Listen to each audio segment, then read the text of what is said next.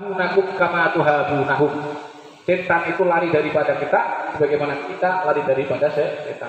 Saya dari kecil sampai sekarang nggak pernah lihat jin, Pak. Nggak pernah lihat, tapi tahu. Oh, ini gangguan kepalanya, tahu. Kok bisa? Oh, ini beda lagi. Nggak cukup 400.000. Pokoknya ada caranya nanti. Kamu SD aja belum lulus kok ya. Jadi ayolah hadirun. Semakin kamu melawan, semakin dia takut. Gitu loh.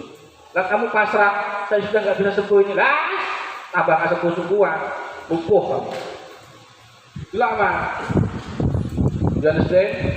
Meskipun ibu-ibu. Ibu harus yakin, bila dukun saja percaya santetnya mematikan hanya lewat foto, bisa mati kok.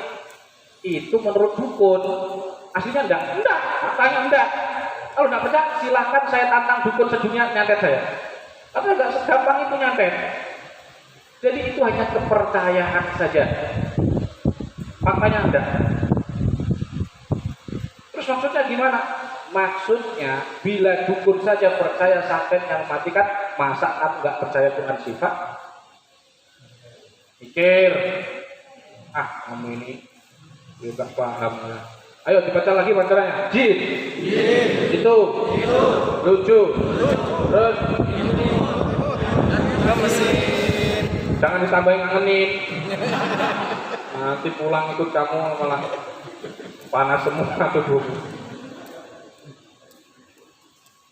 Yang ketiga, yang keempat, ghaflah.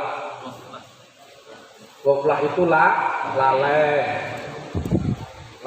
nggak ingat Allah. Ghaflah itu maksudnya adalah wa may ya'shu an dzikrir rahmah tuqayyid lahu syaitanan fa huwa lahu qarin. Ghaflah maksudnya adalah satu, kosong pikiran. Ini sampahnya, orang kalau kosong pikiran ya gampang aja. Lalatnya nempel. Dua, arti maksudnya adalah dia tidak kosong pikiran, dia konsentrasi, tapi selain Allah. Dia fokus tapi selain Allah. Contoh orang gampang kesantet karena sibuk kerja. Gampang kesantet, gampang. Dia kan fokus kerja itu selalu fokus, betul? Tapi itu selain Allah, maka tetap dinamakan ghaflah. Paham tak maksud saya? Contoh orang meditasi, punya ilmu, misalkan rawa rotek cari kodam di gua. Dia tirangkan sampai 41 hari tidak makan, tidak sholat, tidak apa-apa. Setelah dianu ternyata dites ilmunya masih. Ketika dirukyah besok kodamnya ini memperisai dia. Pertanyaannya, dia tadi kan nggak ghaflah, nyerap energi alam, ya kan? Masuk tuh jinnya. Pertanyaan, kok bisa masuk? Padahal dia jawabannya dia konsentrasi tapi selain Allah, maka setan akan masuk. Yang ketiga maksudnya adalah praktisi ruqyah yang jarak ruqyah. Saya ulangi, praktisi ruqyah yang jarak ruqyah mandiri. Jadi peruqyah pun bisa kena santet, bisa, asal dia ceroboh nggak ceroboh. Sudah tahu was-was dari setan, dia abaikan. Tidak apa-apa. Sudah tahu mimpi buruk, berarti sudah di kepalanya sudah ada jinnya. Siapa yang mengatakan? Rasulullah. Ar-ru'yatus salihah min Allah wal qulub masyad. Lah dia ini ghaflah, lalai. Keluarganya nggak dicek, padahal terusnya tiap pagi sore dicek, Pak. Kayak saya di sini cek, gimana caranya? Benteng jarum, nanti nggak cukup 400.000. Ini jarak jauh bisa, Quran itu nyantet aja bisa jauh, masa Quran nggak bisa? Ibu yang mikir, sekali-kali mikir. Jadi peruqyah itu, makanya kemarin ada yang ketika ikut pelatihan bikin Pak, nggak sembuh. Sihirnya nggak sembuh, ketempelan nggak sembuh, dia nggak pernah kena santet, tiba-tiba kena santet. Kenapa? Ghaflah. Sampahnya di situ. Sampah dia, jadi peruqyah punya sampah. Setiap manusia punya sampah ini. Termasuk yang ngomong.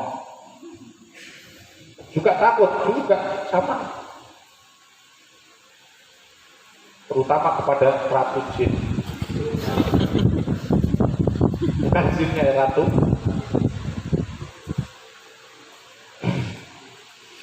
Ayul hadirin, itulah sampah-sampahnya. Jadi kalau pengen sembuh, ambil tuh anak kesurupan di sekolah yang sering kesurupan, ambil satu, seret. Pasti dia punya 4 sampah ini.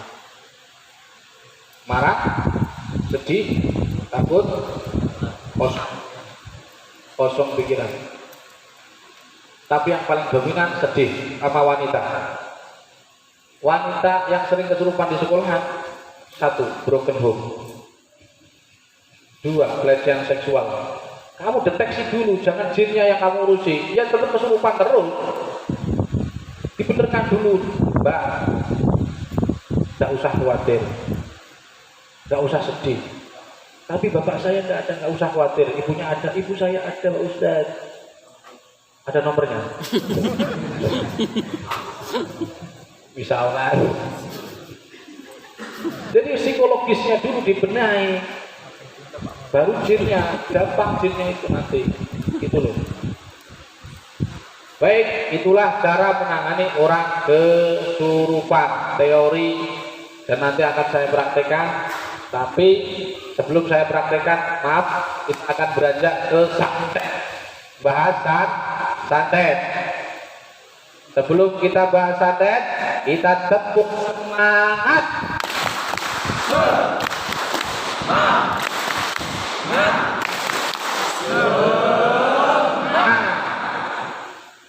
Untuk menangani kasus santet memakai rumus tower dan HP. Tulis saja santet, rumus, itu aja langsung. Jangan formalitas lamaan. Ini lebih baik halamannya dibedakan karena nanti biar kamu paham. Ini pembahasan yang santet, mana? Ayo halaman yang lain, apa-apa. Teori menangani santet adalah memakai apa? Tower dan HP. Maksudnya selama masih ada towernya, HP terus mengeluarkan, HP tetap mengeluarkan sinyal. Tulis ini penting loh ya, saya tidak mengulangi ini. Saya ulangi, ini teori santet ini tidak pernah diajarkan di pesantren maupun di sekolah formal, informal atau non formal, tidak ada. Hanya di 400.000 doang ini.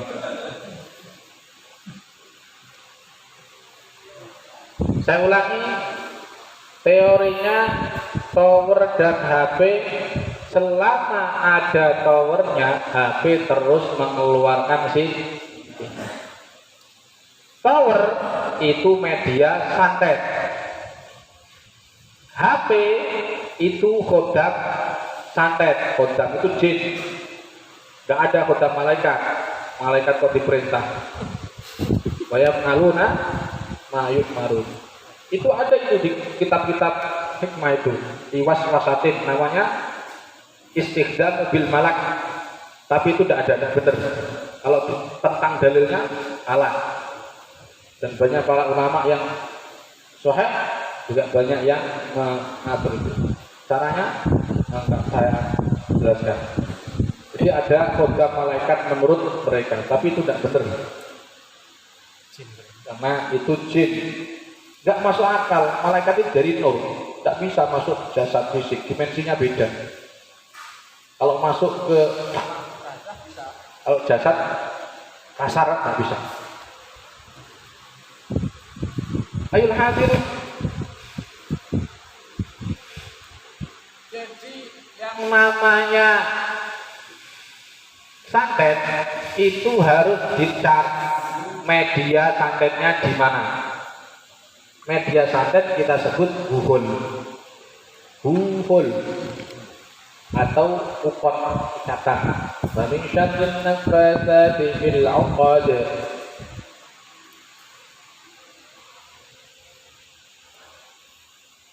Jadi untuk mengetahui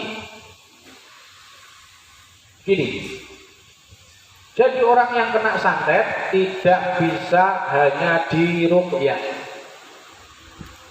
Saya ulangi kalimat saya. Jadi kalau orang kena santet tidak bisa hanya diruqyah. Ada cara yang benar. Cara yang benar kita baca di hadisnya. Hadisnya di kitab Qawasul Quran ada, di Ilajus Sihr wal Hasad wal Jan ada, di Fathul Bari juga ada, di Adkar juga ada tentang Rasulullah kena sihir dari Labib bin Al-Asam. Jadi untuk menangani santet harus tahu caranya, harus tahu siklus menyantet. Dan itu sudah ada hadisnya yang jelas. Dari situ kita belajar itu membuat satu teori. Misalkan orang kesantet, jadi orang santet itu begini.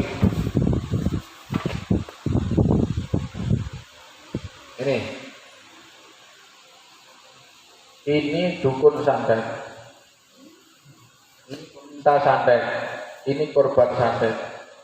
Misalkan, kalau iya juga nggak apa-apa. Ini dukun santet, ini peminta santet, ini yang kena santet.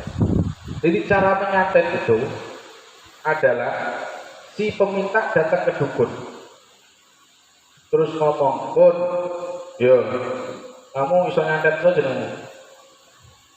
Dani. Dani, kamu bisa nyantet Dani? Bisa. Wani biru. Yang pengen mati 100 juta. Stroke 80 juta. Panu 400.000. Udah panu aja lah, punya duit. Oh, itu maharnya baru, belum syaratnya. Oh iya, syaratnya apa? Media nyantet itu elemennya ada 4. 1 tanah, 2 angin. Angin contohnya apa? Seperti nyantet melalui foto. Di sini ada yang kena melalui foto, dan itu biasanya orang Jawa Timuran atau orang yang punya kodam di keris. Terus pakai itu. Yang kedua adalah ketiga apa ya? Angin apa tadi? Tanah, angin, api, dibakar, fotonya dibakar, apanya dibakar. Terus air contohnya pelet atau pager. Nih, kamu tak pager biar nggak kesantet. Minum tapi likur dulu. Ini juga sihir, diminumkan. Kepelet. Jinnya juga masuk ke perut. Biasanya kalau diruyang, nanti ada cara keluarkan. Caranya tidak cukup 400. Nanti tak tunjukkan caranya. Nah, terus kemudian misalkan ini tanah kuburan. Kalau di Tenggarong Selatan seberang. Itu tadi kemarin banyak pakunya. Itu santet tingkat RT. Saya ulangi, paku itu santet tingkat RT. Ciri khasnya kakinya panas. Apal saya, kakinya sakit. Tingkat RT, kok jadi tingkat provinsi? Salah sendiri dia. Kenapa enggak dulu dari awal tidak menjadikan Quran sebagai obat? Rumah sakit terus, enggak sembuh-sembuh. Bisa. Contohnya tanah kuburan. Nah, tanah kuburan itu santet tingkat RW. Jadi tingkat provinsi karena ulah si yang kena santet sendiri. Contoh, orang itu Pak, kalau tidak sembuh, pinginnya sembuh, akhirnya berobat ke yang diharapkan Allah, ke dukun, kutai kek, iya kan? Ke orang hidup.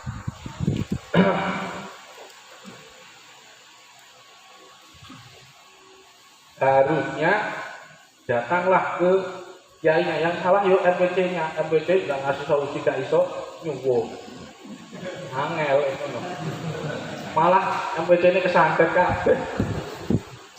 Kemarin kemana ya? Kayo Utara ini. PCNU mulai roh Suriah, PC ketua PC, kena semua. Ketua LBNU, parah malah. Artinya begini, untung sudah 400.000. Langsung seketika sebuah jelas. Jadi karena kita ini orang NU harus lebih percaya ke bukan lagi, jangan disepelekan. Nah, jadi tanah kuburan tadi dimakan, diambil oleh si ini.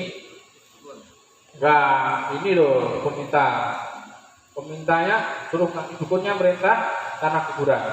Diambil pakai mulut, Pak, nggak boleh pakai tangan. Mundur tuh, Pak. Tanat.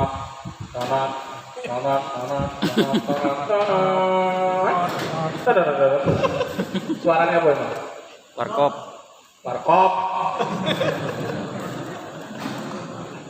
Setelah itu ditaburkan ke depan rumahnya, terserah bisa depan rumah, pokoknya sering dilewati, bisa di pojok. Tapi khusus paku biasanya memang ditaruh di yang sering. Pokoknya kebanyakan entah sihir maksud, sihir takti ya sihir maksud sama.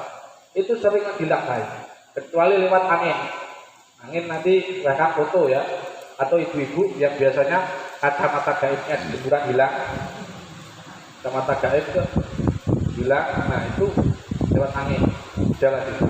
Misalkan lewat depan macet, akhirnya satu tanah kuburan, satu lemparan, satu genggam itu mengandung memori itu 10 hingga 15 jin kuotanya. Itu kalau Banyuwangi. Nggak tahu kalau masuk ke kaki kakinya sakit, tulang ekor panas, punggungnya berat, kepala pusing. Itu baru 1 bulan, lama-lama ya lampu, sakit, stroke dan seterusnya, umur, jantung bocor dan seterusnya. Ya memang medis, karena sudah lama jadi medis, komplikasi dan seterusnya. Oke, maka ciri orang kesantet ada marah tiba-tiba, 2 sering, ya kayak tadi loh, kamar tiba-tiba tadi loh, seperti dia loh. 2 apa tadi?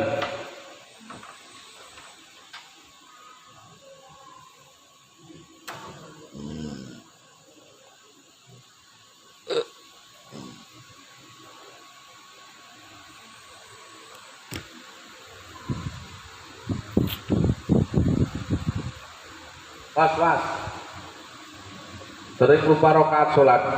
Pokoknya tadi loh, 3 tadi loh. Oh, kamu ini jatuh.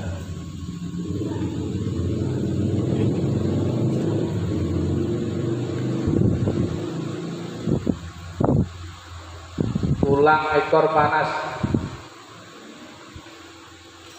punggungnya berat atau sakit. Perhatikan, kalau santet media angin yang sakit sebelah sini. Nah, nih, pokoknya sekitar sini, titik kahil. Kalau tidak panas, nyeri. Itu santetnya usia 1 bulan. Perukiah kok begitu? Kamu tidak ngomong rukiah mandiri, jangan nunggu dipijet, malah dipijet, dibekap. Iya, Al-Quran dulu. Nah, makanya yang kemarin kena santet 4 orang. Salah sendiri, sudah ada SOP-nya kok. Gak dituntasin, sudah tahu, digali, gak digali, nunggu saya yang gali, emangnya saya tadi enggak. Jadi harus, saya harap yang peserta baru tidak boleh seperti itu, harus lebih berkualitas. Kalau sudah ngomong tapi gali, jangan nunggu besok, jangan nunggu sekarang, jangan nunggu sekarang, jangan apa?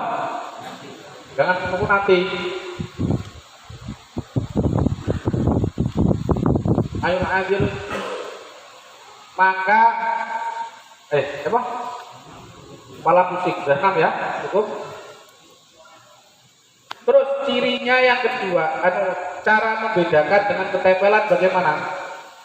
Cara membedakan, saya Jadi kalian nanti bisa bedakan, ini ketempelan, ini kena santet. Hanya menanyai secara fisik, kamu tahu.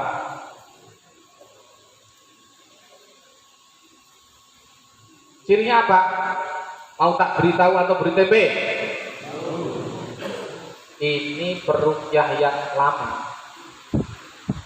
Asabiqul awal itu belum saya beritahu. Jadi ketika saya tanya, tak ambil satu yang rokinan satu. Ini ketempelan atau kena santet? Nggak tahu Gus, nggak tahu. Kenapa? Karena 300 ribu kok pengen sakti. Ini nanti kalau dia nanya ke kalian harus bayar berapa dulu? 100. Tulis. Perbedaan keluhan orang yang ketempelan dan kena sihir. Tulis. Perbedaan fisik orang yang ketempelan dan terkena sihir. Kalau ketempelan cenderung keluhannya dari depan. Depan.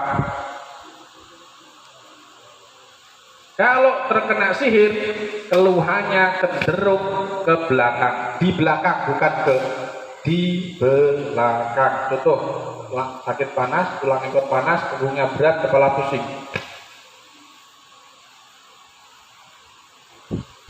Kalau ketempelan dari depan, oh lihat, sinusitis, sakit gigi 3 bulan, matanya tiba-tiba, kalau kena matahari sinar panas, silau.